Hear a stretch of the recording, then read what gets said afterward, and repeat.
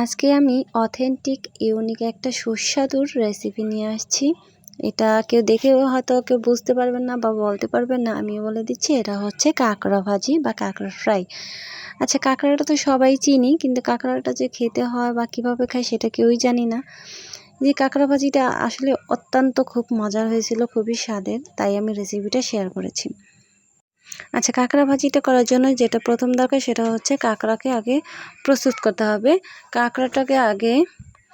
কাঁকড়ার যে পাগুলি আছে সেটাকে ছাড়িয়ে নিতে হবে।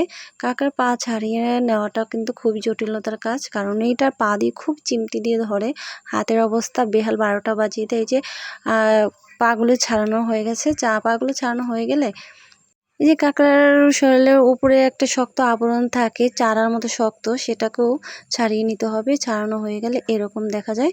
এই তো কাঁকড়ার পা সব কাঁকড়া কাটাকুটি পর্ব শেষ। এবার পেঁয়াজের মধ্যে আদা রসুন, এক টুকরো দারচিনি, 2টো এলাচ ও হলুদ, মরিচ, জিরার গুঁড়ি আর ধনিয়া গুঁড়ো দিয়ে ভালোভাবে এটাকে কষিয়ে নিতে হবে। আমরা কিন্তু কাঁকড়াটাকে আগে ভাজাভুজি করিনি, কাঁকড়াটাকে আগে ভেজে নিইনি। এই যে মশলাটা ভালোভাবে কষিয়ে তার মধ্যে দিয়ে এটাকে ভালোভাবে সুন্দর করে ভেজে নিতে হবে, খুব সুন্দর করে ভাজতে হবে। এই তো মশলা, এই কাঁকড়াগুলি দেওয়ার পরে তার মধ্যে একটু সামান্য পানি দিয়ে আর এই যে একটু মশলাপাতি দিয়ে এটাকে সুন্দরভাবে সময় নিয়ে ভাজতে হবে। এই মশলার মধ্যেই এটা ভাজাভাজি কাজ হয়ে যাবে। খুব সুন্দর করে এটা ভাজতে হবে।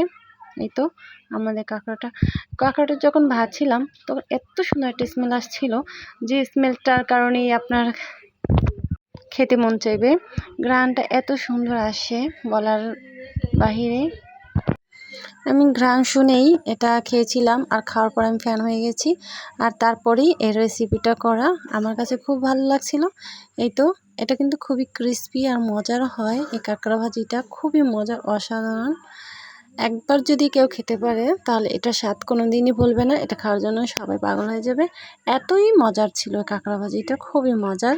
শুধু আমার কাছে না, যে খাবে সেই বলতে বাধ্য, খুবই মজার।